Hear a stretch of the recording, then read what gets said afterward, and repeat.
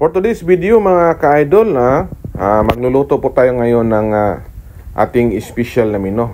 Ating pang-ulam lang to mga ka-idol. Hindi to pang commercial kundi pang-ulam lang po natin. Yung ating pang-iftar mga ka-idol. Ang ating sauteed chicken liver and gizzard with turmeric powder mga ka-idol. Yung ating menu for today. Okay, tara samahan niyo ako mga ka-idol. Ipakita ko po sa inyo kung paano tayo niluluto. Lagay ating cooking oil, minced garlic.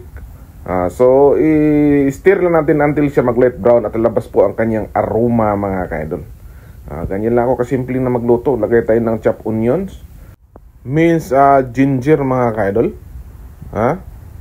So inikos natin siya. At may ilagay po natin yung ating tomato mga ka-idol. At ang ating green chili para mas maanghang, masarap pag maanghang ng kunti mga ka-idol yung ating luto. So ano natin mga ka-idol, palalabasin mo natin yung tubig ng ng tomato para mas masarap talaga pag lumalabas. At naglagay na po tayo ng ating gizzard mga ka-idol. Yung ating bulim-bulunan mga ka-idol. So lagay tayo ng soy sauce, ayun ang ating pangpasarap dyan. At water pickles mga ka-idol. At siyempre yung ating whole peppercorn at powder mga ka-idol. Talagang sangkap at Ajinomoto. Yun ang ating sikretong pangpasarap dyan mga ka-idol. At siyempre dagdagan pa natin ng ating pagmamahal, ay lalo sumasarap yung ating luto mga ka-idol. Okay, so takpan na natin, palambutin mo natin yung ating gizzard mga ka-idol. At ito na. Kulong-kulo na.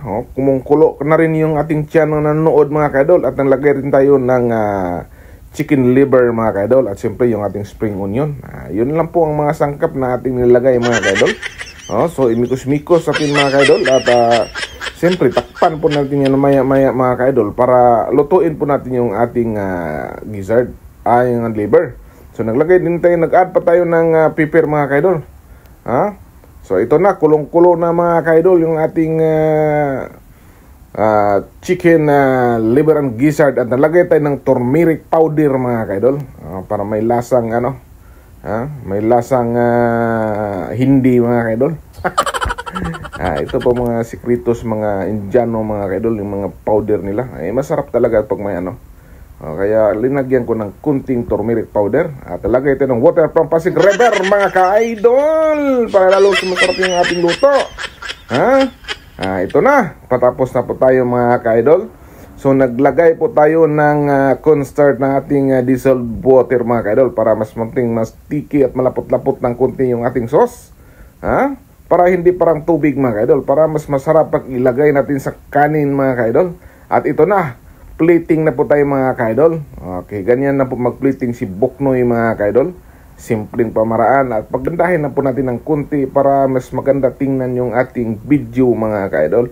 Okay, ito ready for serving na mga ka-idol. So maraming salamat po sa inyong pagpanood. Sana pinagustuhan po niyo ang aking video mga ka-idol, sa inyong pagbahagi pinabot sa inyo.